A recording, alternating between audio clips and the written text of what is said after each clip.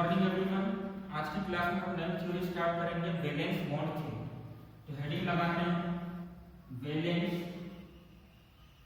Bond theory.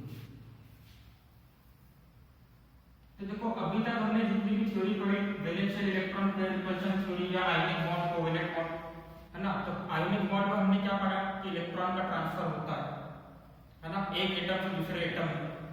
और फिर हमने कोवेलेंट बॉन्ड में क्या पढ़ा कि शेयरिंग ऑफ इलेक्ट्रॉन होती है, पर कैसे होती है, कहां पर होती है, ये हमको किसी ने नहीं बताया। बस क्या बताया था कि इलेक्ट्रॉन डोनेट होगा या इलेक्ट्रॉन की शेयरिंग होगी, है ना। वैलेंशियल इलेक्ट्रॉन पेयर रिपल्शन थ्योरी में भी क्या बताया था कि इलेक्ट्रॉन पेयर रिपल्शन करेंगे, पर उसने ये बात इस बारे में कहीं बात नहीं करी थी कि इलेक्ट्रॉन पेयर कहां पर होते हैं, ऑर्बिटल्स में। तो ऑर्बिटल्स के बारे में कहीं पर भी कोई बात नहीं हुई। तो सबसे पहले ये एकमात्र ऐसी थ्योरी थी जिसने किसके बारे में बात करी थी, ऑर्बिटल्स के बारे में बात करी थी। किसके बारे में बात करी थी, है ना, ऑर्बिटल्स के बारे में बात करी थी। और इन्होंने क्या बोला था कि कोवेलेंट बॉन्ड कब बनेगा, जब किसी भी दो एटम एक दूसरे के इतने पास आ जाएंगे कि उनके ऑर्बिटल की क्या हो जाए, ओवरलैपिंग हो जाए, उनके ऑर्बिटल की क्या हो जाए, ओवरलैपिंग हो जाए। फॉर एग्जांपल कंसीडर करो कि ये बुक एक हाइड्रोजन का एटम है और ये पेपर भी क्या है, एक हाइड्रोजन का एटम है। तो हाइड्रोजन का एटम और हाइड्रोजन का एटम एक दूसरे के साथ में मिलकर हाइड्रोजन का मॉलिक्यूल कब बनाएंगे, जब दोनों एक दूसरे के इतने पास में आ जाएंगे कि एक हाइड्रोजन का ऑर्बिटल दूसरा हाइड्रोजन के ऑर्बिटल से, है ना, एक हाइड्रोजन का ऑर्बिटल दूसरा हाइड्रोजन के ऑर्बिटल के साथ में क्या कर जाएगा, ओवरलैप कर जाएगा।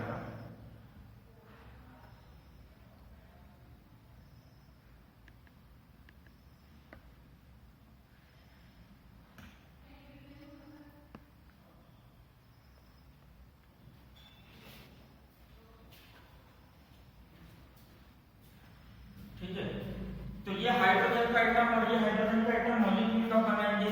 पहली थ्योरी थी जिसने क्या बताया था कि मॉलिक्यूल कब बनेगा, बॉन्ड कब बनेगा, जब एक एटम दूसरे एटम के इतने पास में आ जाए कि दोनों के एटॉमिक ऑर्बिटल क्या कर जाए, एक दूसरे के साथ में ओवरलैप कर जाए। ओवरलैप कर जाए मतलब पूरी तरीके से एक दूसरे के ऊपर ना रखा है, एक दूसरे के अंदर क्या हो जाए, थोड़ा पार्शियली मिक्स हो जाए।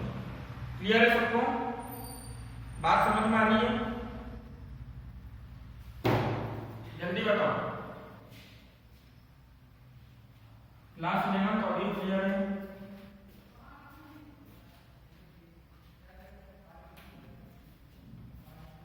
पहली बार एक बार में आंसर दे दिया करो क्लास 11 में, ना ये बार-बार मैं रिपीट नहीं करूंगा। तो वैलेंस बॉन्ड थ्योरी एकमात्र, है ना, वैलेंस बॉन्ड थ्योरी एक ऐसी थ्योरी है जिसने क्या बताया कि एटॉमिक ऑर्बिटल की ओवरलैपिंग होने पर क्या बनेगा, बॉन्ड बनेगा। मतलब एक हाइड्रोजन का एटम जब दूसरा हाइड्रोजन के एटम के बहुत पास आ जाएगा तो क्या होगा, दोनों के जो ऑर्बिटल है एक दूसरे में कंप्लीटली नहीं, थोड़े थोड़े क्या हो जाएंगे, मिक्स हो जाएंगे। एक दूसरे में कंप्लीटली नहीं मिक्स होंगे, क्या होंगे, थोड़े थोड़े मिक्स हो जाएंगे, ओवरलैप हो जाएंगे। ठीक है, तब जाकर क्या बनेगा, बॉन्ड बनेगा। तो समझो कि ये एक हाइड्रोजन का एटम है और ये दूसरा हाइड्रोजन का एटम है, दोनों एक दूसरे के पास में आएंगे तो दोनों के ऑर्बिटल क्या हो गए, एक दूसरे के साथ में ओवरलैप हो गए ना। देखो ओवरलैप कर दिया, बुक को थोड़ा सा, बुक के ऊपर थोड़ा सा क्या रख दिया, पेपर रख दिया, तो इन दोनों के बीच में क्या बन जाएगा, बॉन्ड बन जाएगा। मतलब शेयरिंग ऑफ इलेक्ट्रॉन कब पॉसिबल होगी, जब ऑर्बिटल एक दूसरे के साथ में क्या करेंगे, ओवरलैपिंग करेंगे। वापस से सुनो, शेयरिंग ऑफ इलेक्ट्रॉन कब पॉसिबल होगा, जब ऑर्बिटल एक दूसरे के साथ में क्या करेंगे, ओवरलैप करेंगे। ऐसा नहीं होगा कि ये यहाँ पर है, ये यहाँ पर इतनी दूर है तो इसने इतनी दूर से इलेक्ट्रॉन को शेयर कर दिया, नहीं। शेयरिंग करने के लिए क्या जरूरी है कि दोनों पहले एक दूसरे के पास में आए, एक दूसरे के साथ थोड़ा ओवरलैप करें, तब इलेक्ट्रॉन की क्या होगी, शेयरिंग होगी। क्लियर है सबको, है ना। तो एनर्जी के हिसाब से वैलेंस बॉन्ड थ्योरी ने बताया कैसे बॉन्ड बनेगा। तो उसी चीज को हम यहाँ पे समझने की कोशिश करते हैं। मान लो एक हाइड्रोजन का एटम ले रहा है जिसका ये न्यूक्लियस है, न्यूक्लियस को कौन सा चार्ज होता है, पॉजिटिव, और ये इसका क्या है, शेल है। तो हाइड्रोजन का एक एटम ले रहा जिसके न्यूक्लियस के ऊपर पॉजिटिव चार्ज है, ये बाहर का शेल है जिसमें एक इलेक्ट्रॉन है, ठीक है, और एक हाइड्रोजन का एटम ये रहा, ठीक है, एक हाइड्रोजन का एटम ये रहा, जिसका ये न्यूक्लियस है, जिसका पॉजिटिव चार्ज है, और बाहर क्या है, एक इलेक्ट्रॉन। अब एक चीज बताओ, अभी दोनों के बीच की डिस्टेंस बहुत बड़ी है, तो दोनों का एक दूसरे के ऊपर कोई इफेक्ट होगा क्या? दोनों का एक दूसरे के ऊपर कोई इफेक्ट नहीं होगा, क्योंकि दोनों के बीच की डिस्टेंस क्या है, बहुत बड़ी है। पर जैसे दोनों एक दूसरे के करीब करीब आने लगेंगे, पास पास आने लगेंगे, तो क्या होगा, नए फोर्सेस एक्शन में आएंगे। क्या चीजें एक्शन में आएंगी? नए फोर्सेस एक्शन में आएंगे। तो मान लो ये वाला जो है ना, ये वाला जो हाइड्रोजन का एटम तो चलते चलते चलते चलते किसके पास में आ गया, इसके पास में आ गया, तो नए फोर्सेस एक्शन में आएंगे, नए फोर्सेस एक्शन में आएंगे। तो ये मान लो ये उसका न्यूक्लियस है और ये उसका आउटर मोस्ट शेल। तो अब देखो यहाँ पे कितने तरीके के फोर्सेस डेवलप होंगे, कितने तरीके के नए फोर्सेस आएंगे एक्शन में। तो सबसे पहले रिपल्शन फोर्सेस आएंगे। रिपल्शन फोर्सेस को अपन ब्लू कलर के चौक से बनाए। कौन कौन रिपेल करेगा? ये इलेक्ट्रॉन और ये इलेक्ट्रॉन एक दूसरे को क्या करेंगे, रिपेल करेंगे। ये न्यूक्लियस और ये न्यूक्लियस एक दूसरे को क्या करेंगे, क्या करेंगे, सेम चार्ज है, तो एक दूसरे को क्या करेंगे, रिपेल करेंगे, है ना। और चलो ये कलर समझ में आ रहा है ना, ऑरेंज कलर समझ में आ रहा है। माइक बंद करके रखो, इसका माइक चालू है। चलो ये ग्रीन कलर से बनाना है।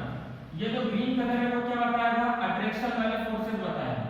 अब ये वाला जो न्यूक्लियस है, ये इस वाले इलेक्ट्रॉन को अपनी तरफ खींचना चाहेगा, तो यहाँ पर कौन सा फोर्सेस आएगा, अट्रैक्शन फोर्स होगा इन दोनों के बीच में, है ना। तो अट्रैक्शन फोर्स को मैं डार्क लाइन से बना देता हूँ इस तरह से, है ना। और यहाँ पर भी क्या होगा, कौन सा फोर्स आएगा, अट्रैक्शन फोर्स आएगा। ये इसके इलेक्ट्रॉन को अपनी तरफ खींचना चाहेगा। अब देखो बॉन्ड कब बनेगा, बॉन्ड बनने के लिए क्या जरूरी है, एनर्जी क्या होनी चाहिए। कोई भी चीज क्या होना चाहती है, स्टेबल होना चाहती है। कल पढ़ा था हमने, स्टेबल होने के लिए क्या जरूरी है, एनर्जी। ज्यादा जरूरी है कि कम जरूरी है, लो एनर्जी मैक्सिमम, है ना, लो एनर्जी मैक्सिमम स्टेबिलिटी। ये हमारा सिंपल सा लॉजिक है, जिसकी एनर्जी कम होगी उसकी स्टेबिलिटी ज्यादा होगी, है ना। तो देखो रिपल्शन फोर्स क्या करेंगे, एक दूसरे को दूर करना चाहेंगे रिपल्शन की वजह से। मतलब रिपल्शन फोर्स क्या करेगा, रिपल्शन बढ़ाएगा एनर्जी को। लिख लो, repulsion tends to increase energy. Repulsion क्या इंक्रीज करेगा,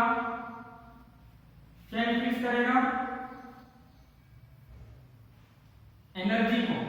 और अट्रैक्शन फोर्स, है ना, अट्रैक्शन फोर्स क्या करेगा, एनर्जी को डिक्रीज करेगा। अट्रैक्शन टेंड्स टू डिक्रीज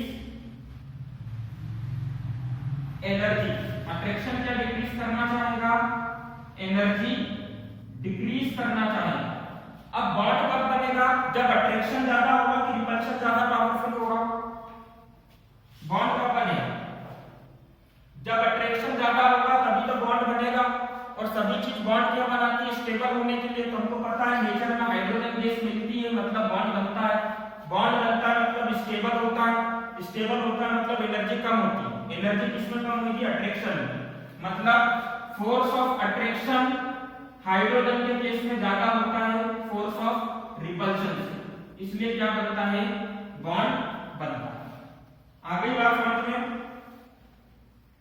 इतना क्लियर है सबको, है ना। तो इस तरीके से वैलेंस बॉन्ड थ्योरी ने बताया कि इस तरीके से क्या होगा, एनर्जी के हिसाब से बॉन्ड बनना चालू होगा। पर बॉन्ड बनने के लिए नेसेसरी कंडीशन क्या है कि ये दोनों हाइड्रोजन के एटम एक दूसरे के इतने पास में आ जाए कि इनके क्या चीज ओवरलैप करने लगे, एक दूसरे के कितने पास में आ जाए और क्या चीज ओवरलैप करने लगे, जल्दी बताओ, क्या चीज ओवरलैप करने लगे, बताया था ना भी,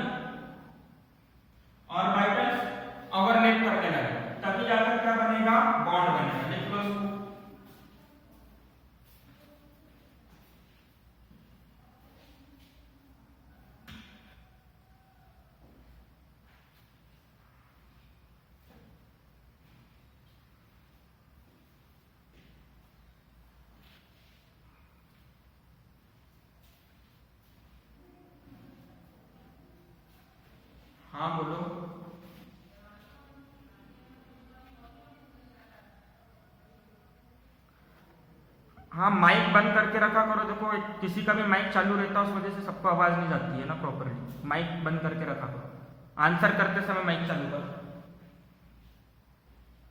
अभी क्लियर है ऑडियो सबको?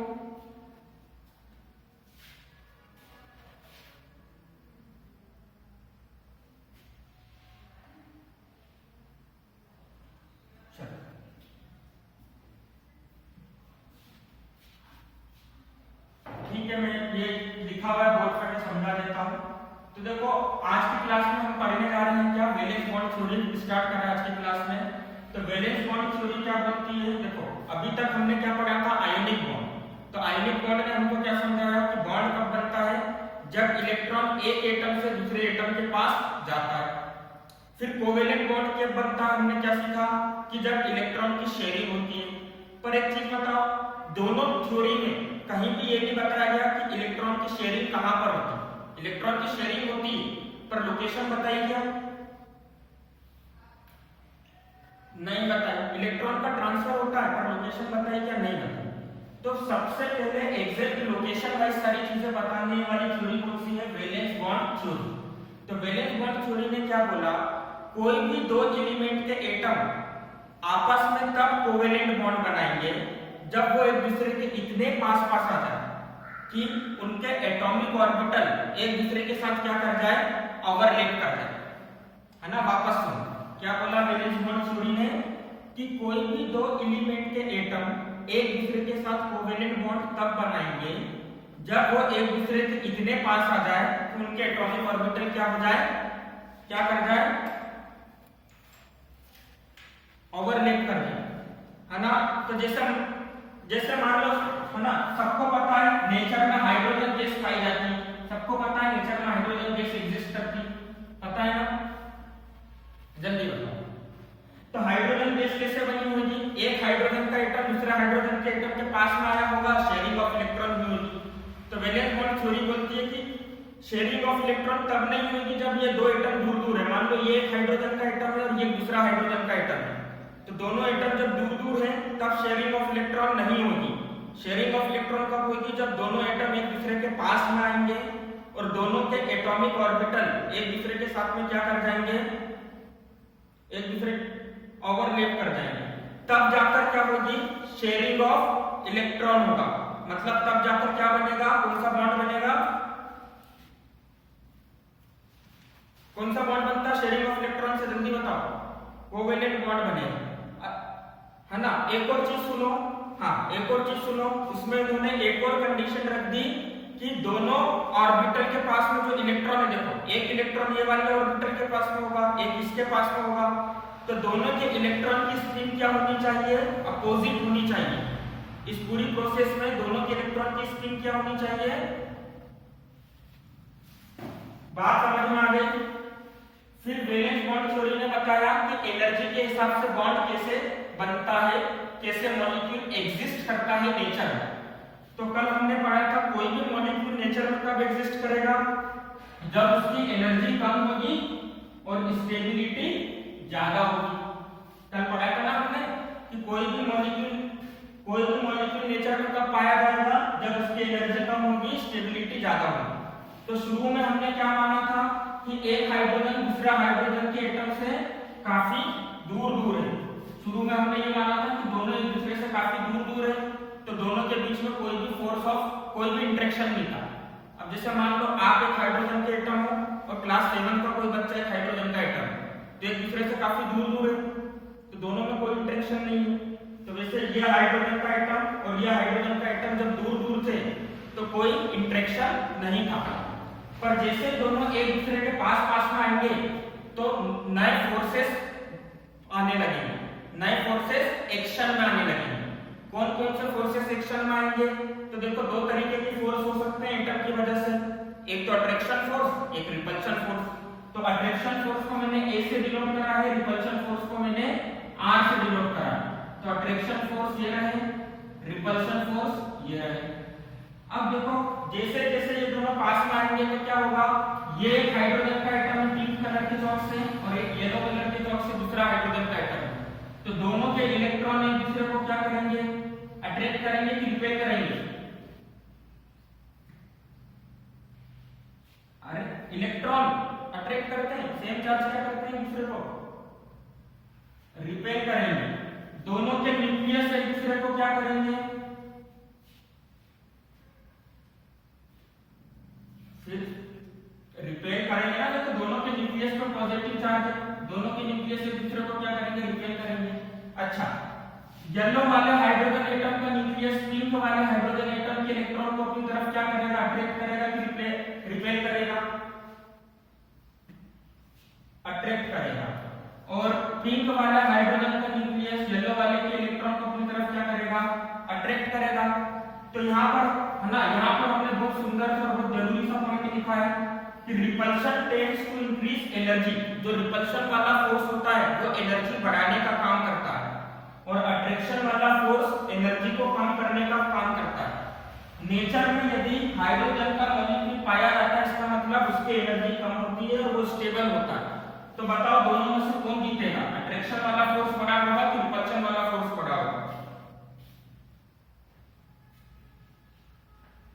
सबको समझ में आ गया? हाँ, टेंस लिखा, सबको समझ में आ गया, पार्श भी समझ में आ गया,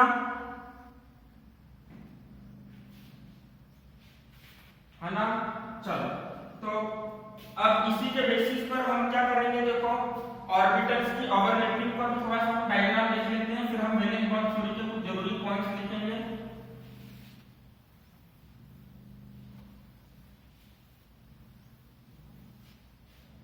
तो सबसे पहले ये हाइड्रोजन था, ठीक है, और ये इसके यह हाइड्रोजन का न्यूक्लियस था, और ये इसके पास में एक इलेक्ट्रॉन था जिसकी स्पिन कैसी थी, मान लेते हैं ऊपर की तरफ स्पिन थी, मतलब ऐसी स्पिन थी। स्पिन को मैं अलग चौक से बना देता हूं, येलो चौक से तो दिखेगी सबको, इस तरह की इसकी स्पिन थी, दिख रही है ना स्पिन।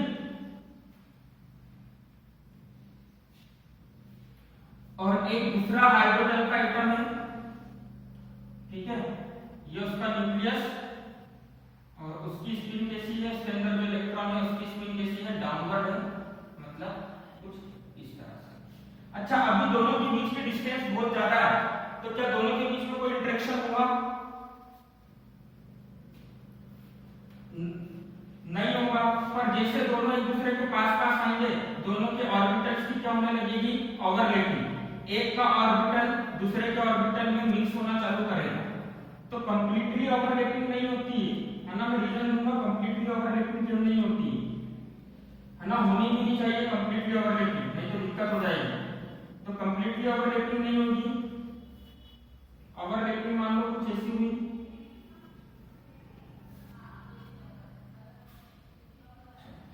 अब देखो ओवरलैपिंग हो गई, तो ये रीजन क्या हो गया, दोनों के लिए कॉमन हो गया। दोनों के लिए कॉमन रीजन कौन सा हो गया, जल्दी बताओ।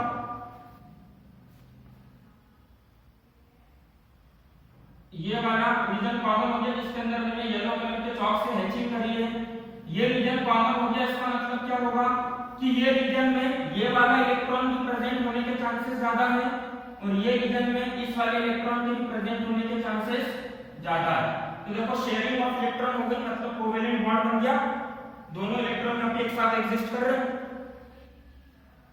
है ना। समझ गए बात सब? पर एक चीज बताओ, एक चीज बताओ, हमने स्ट्रक्चर ऑफ एटम वाला चैप्टर पढ़ा था, तो क्या एटम इसे इलेक्ट्रॉन से सर्कुलर पाथ में मोशन करता है? ये तो हमने ऑर्बिट के कॉन्सेप्ट से देखा। ऑर्बिटल तो क्या बोलता है कि इलेक्ट्रॉन क्या है, वेव है। याद करो लास्ट वाली थ्योरी सबसे, ऑर्बिटल्स वाली थ्योरी क्या बोलती थी कि इलेक्ट्रॉन क्या है, इलेक्ट्रॉन क्या है, वेव है, जिसके अंदर क्या होता है, इलेक्ट्रॉन ऐसी वेव है जिसके अंदर हम क्या बोलते हैं, जिस वेव के न्यूक्लियस के पास पाए जाने की प्रोबेबिलिटी क्या होती है, न्यूक्लियस के पास पाए जाने की प्रोबेबिलिटी क्या होती है, कम की ज्यादा? याद करो, इसका डायग्राम कुछ पढ़ाया था स्ट्रक्चर ऑफ एटम में।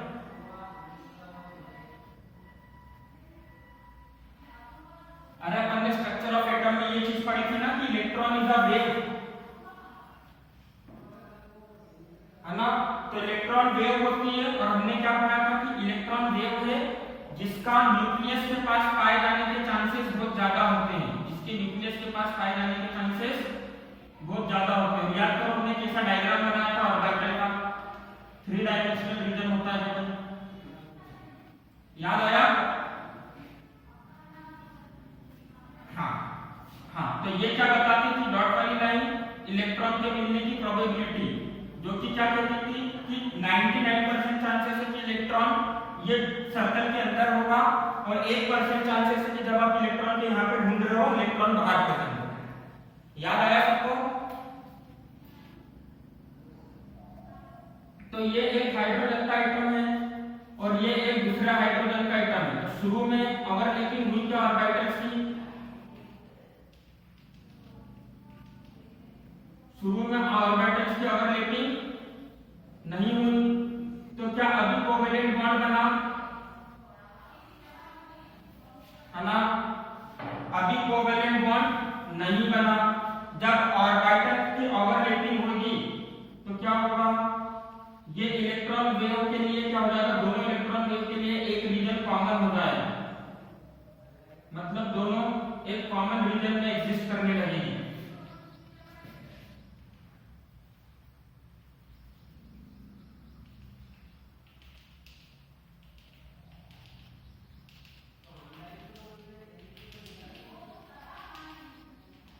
देखो दोनों का रीजन एक कॉमन हो गया।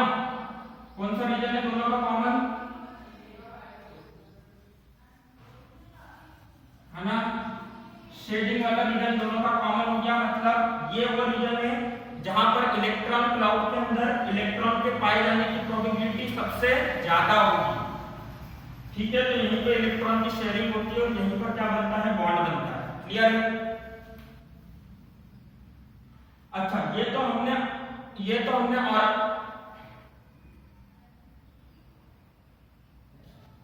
मैं बता रहा हूं, सुनो। अभी मैंने बोला था कंप्लीटली ओवरलैपिंग नहीं करेगा, तो जो ओवरलैपिंग होती है वो 50% से कम होनी चाहिए। क्यों? अगर 50% से ज्यादा ओवरलैपिंग होगी तो इसका न्यूक्लियस और इसका न्यूक्लियस एक दूसरे को बहुत ज्यादा रिपल्शन करेंगे। रिपल्शन करेंगे तो क्या होगा? मॉलिक्यूल अनस्टेबल हो जाएगा। क्लियर है? तो ओवरलैपिंग किससे ज्यादा नहीं होनी चाहिए? किससे ज्यादा नहीं होनी चाहिए ओवरलैपिंग? 50% से ओवरलैपिंग ज्यादा नहीं होनी चाहिए। समझ में आ गया सबको? अच्छा, अभी हमने पढ़ा था इलेक्ट्रॉन वेव होती है, तो क्या चीज बताओ? तो वेव इसी सर्कल पाथ में दिखती है, सर्कुलर शेप में होती है वेव। सोच के, है ना? तो वेव ऐसी सर्कल भी नहीं होती, मतलब ये एक्चुअल वेव का शेप नहीं बता रहा, ये दोनों एक्चुअल में वेव का शेप नहीं बता रहे। एक्चुअल में वेव कैसी होती है? एक्चुअल में तो वेव भैया हमारी ऐसी होती है, याद करो, ऐसी होती है कि नहीं वेव? है ना? तो मान लो ये येलो वाले इलेक्ट्रॉन की वेव है, येलो वाले हाइड्रोजन एटम के इलेक्ट्रॉन की वेव है, और इसी के नीचे में बना रहा हूं ग्रीन वाले इलेक्ट्रॉन की वेव। देखो बहुत जरूरी पॉइंट सीखने वाले हैं यहाँ पर, अच्छे से सुनना। ग्रीन वाले हाइड्रोजन के इलेक्ट्रॉन की वेव बनाने जा रहे हैं, तो दोनों की ओवरलैपिंग कब पॉसिबल होगी? जब दोनों का साइन सेम होगा, मतलब इसके पॉजिटिव से इसका पॉजिटिव मिलने के चांसेस होंगे, इसके नेगेटिव से इसका नेगेटिव, इसके पॉजिटिव से इसका पॉजिटिव, इसके नेगेटिव से ये नेगेटिव, इसके पॉजिटिव से ये पॉजिटिव। एक चीज समझो, ओवरलैपिंग का मतलब क्या है? दोनों के एक दूसरे के ऊपर उठा के रखूंगा, तो पॉजिटिव के ऊपर पॉजिटिव आएगा तभी तो नई वेव बनेगी ना। बात समझ में आ रही है सबको? अरे दोनों को प्लस करना है, तो अगर इसके यहां पर पॉजिटिव आ रहा है तो यहां पर भी क्या आना चाहिए? यहां पर भी क्या आना चाहिए? पॉजिटिव आना चाहिए। अगर नीचे नेगेटिव आ रहा है तो नीचे यहां पर भी क्या आना चाहिए? नेगेटिव आना चाहिए। तो ओवरलैपिंग के दौरान क्या होता है? ये दोनों वेव एक दूसरे के साथ में मिल जाती है और एक नई वेव को प्रोड्यूस करती है। तो वो नई वेव कैसी होगी? देखो मैं ज्यादा तो नहीं बना पाऊंगा क्योंकि आउट ऑफ फ्रेम चली जाएगी। ये नई वेव ऐसी होगी, मतलब एम्पलीट्यूड बढ़ जाएगा। ठीक है, क्लियर है सबको? समझ गए? सबको समझ में आ गया? आयुषी, वरदान, अनीश, पार्शी, भारती, है ना? तो देखो ये नई वेव जो बनेगी, एक चीज बताओ, नई वेव जो बनेगी उसका एम्पलीट्यूड इंक्रीज होगा कि डिक्रीज होगा? एम्पलीट्यूड इंक्रीज होगा तो फ्रीक्वेंसी क्या होगी? फ्रीक्वेंसी कम होगी तो हमने पढ़ा है E equals to H nu होता है। तो फ्रीक्वेंसी कम होगी तो एनर्जी क्या होगी? इंक्रीज होगी कि डिक्रीज होगी? एनर्जी डिक्रीज होगी, मतलब स्टेबल इलेक्ट्रॉन वेव बन गई, मतलब मॉलिक्यूल स्टेबल हो गया। आगे बात समझ में? ठीक है। अच्छा, अगर मान लो इसी की जगह ग्रीन वाला एटम की जो हाइड्रोजन है, इसी की जगह ग्रीन वाले एटम की जो हाइड्रोजन है उसकी वेव ऐसी होती तो क्या ओवरलैपिंग पॉसिबल होती? क्या कोवेलेंट बॉन्ड बनता? सोच के बताना।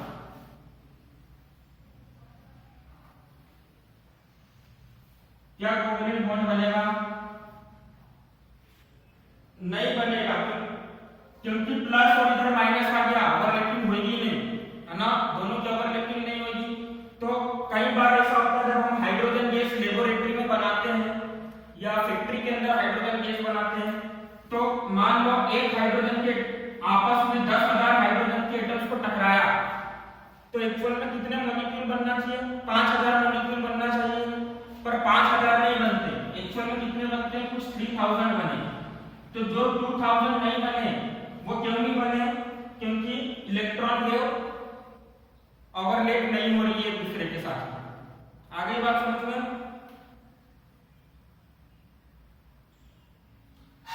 Very good. इसको हम डिस्ट्रक्टिव केस बोलेंगे और इसके पहले वाले को कंस्ट्रक्टिव केस बोलेंगे। वेरी गुड, हाँ वेरी गुड। लिख लो डिस्ट्रक्टिव और कंस्ट्रक्टिव।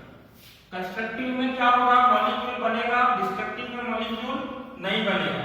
देखो बुक, हाँ बुक के अंदर नहीं मिलेगी ये चीज जो आज मैंने पढ़ाई है, कॉम्पिटिटिव के हिसाब से बहुत इंपॉर्टेंट है, ये कॉन्सेप्ट क्लियर हो। बुक के अंदर नहीं मिलेगा, समझ के लिख लो उसको।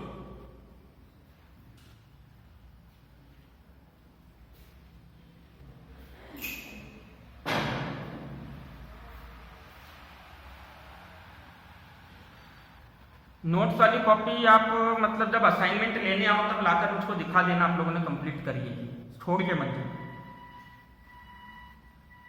चलिए, अब वैलेंस बॉन्ड थ्योरी हमने समझ ली अच्छे से। अब कुछ पॉइंट्स लिख लें, पोस्टुलेट लिख लें वैलेंस बॉन्ड थ्योरी में।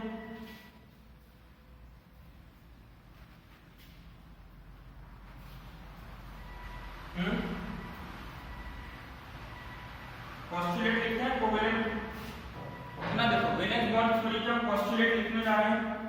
मैं भी सारे पोस्टुलेट आज हम नहीं लिख पाए, पर जितने हम लिखेंगे उसको आपको लिख के याद करना है और समझना है। देखो मैंने valence bond theory partial last में था, या डाउट के लिए आप बाद में को कॉल कर सकते हो ना, बाद में बता सकते हो कभी। चलो वैलेंस बॉन्ड थ्योरी की हम बात करते हैं। तो वैलेंस बॉन्ड थ्योरी का सबसे पहला पोस्टुलेट देखते हैं। सबसे पहला पोस्टुलेट कि कोवेलेंट बॉन्ड कब बनेगा? Covalent bond is form due to the, किस वजह से कोवेलेंट बॉन्ड बन रहा था? थोड़ी देर पहले बताया, due to the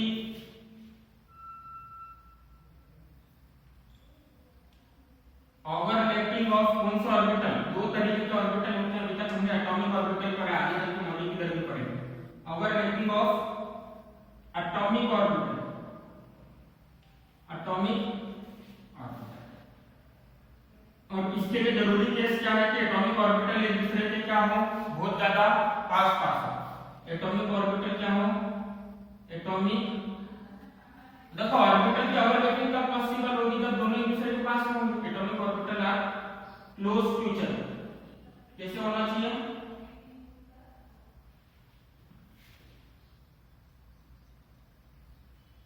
close to each other.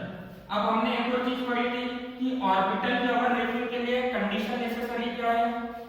कि क्या कैसा इलेक्ट्रॉन होना चाहिए, कंप्लीटली फील्ड ऑर्बिटल होना चाहिए कि हाफ फील्ड होना चाहिए, हाफ फील्ड होना चाहिए, है ना, हाफ फील्ड होना चाहिए। और इलेक्ट्रॉन की स्पिन कैसी होनी चाहिए, अपोजिट। तो only half field orbitals with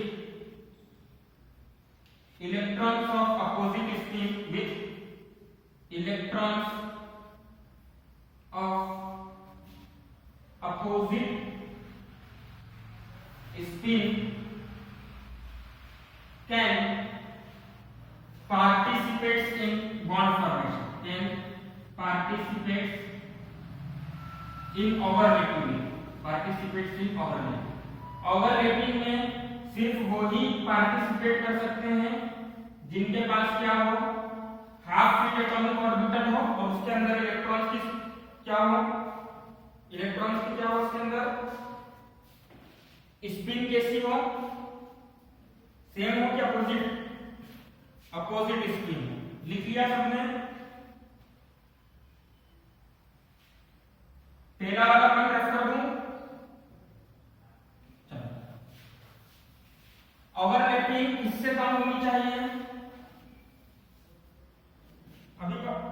अभी पर very overlapping should be less than 50%, should be less than 50%, 50% से कम होना चाहिए, पर बचे हुए 50% है ना, 50% से ओवरलैपिंग क्या होनी चाहिए, कम होनी चाहिए। अच्छा एक चीज बताओ, अगर आपको दो चीजों को जोड़ना है तो ओवरलैपिंग कम करोगे तो अच्छे से जुड़ेगा और ओवरलैपिंग ज्यादा करोगे तो अच्छे से जुड़ेगा। ओवरलैपिंग ज्यादा करेंगे तो अच्छे से जुड़ेगा, तो मतलब जितनी ज्यादा ओवरलैपिंग होगी, जैसे 50% तक हम कर सकते हैं, तो दो बॉन्ड बन रहे हैं, एक में ओवरलैपिंग 45% है और एक में 35% है, बताओ कौन सा स्ट्रांग होगा, है ना, 45 वाला स्ट्रांग होगा। तो इसके लिए हम पॉइंट लिखेंगे, greater the extent of overlapping stronger the bond, greater the extent of overlapping stronger the bond form, stronger the bond form। आगे बात समझ में, जितनी ज्यादा ओवरलैपिंग होगी उतना मजबूत क्या बनेगा, बॉन्ड बनेगा। क्लियर है सबको? अब स्ट्रेंथ ऑफ बॉन्ड मतलब बॉन्ड की मजबूती, अगर ओवरलैपिंग ज्यादा होगी मतलब एक एटम और दूसरा एटम एक दूसरे से इतने पास है और एक एटम और दूसरा एटम के पास ओवरलैपिंग कितनी है, बताओ दोनों के केस में बॉन्ड लेंथ किसकी कम होगी, किसकी बॉन्ड लेंथ ज्यादा होगी,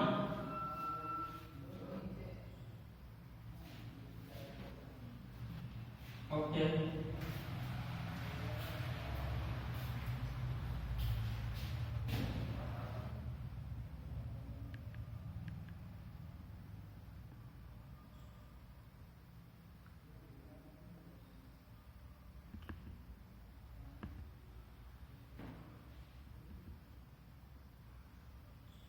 अब ठीक है,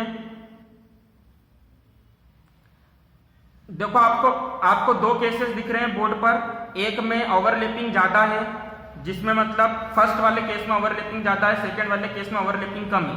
तो बताओ बॉन्ड लेंथ किसके अंदर कम होगी, किसके अंदर ज्यादा होगी, तो फर्स्ट वाले में बॉन्ड लेंथ कम होगी। तो आज से हम एक चीज याद रखेंगे कि स्ट्रेंथ जो होती है वो इनवर्सली प्रोपोर्शनल होती है किसके, बॉन्ड लेंथ के। मतलब बॉन्ड लेंथ कम होगी तो बॉन्ड मजबूत होगा, बॉन्ड लेंथ ज्यादा होगी तो बॉन्ड वीक होगा। ठीक है,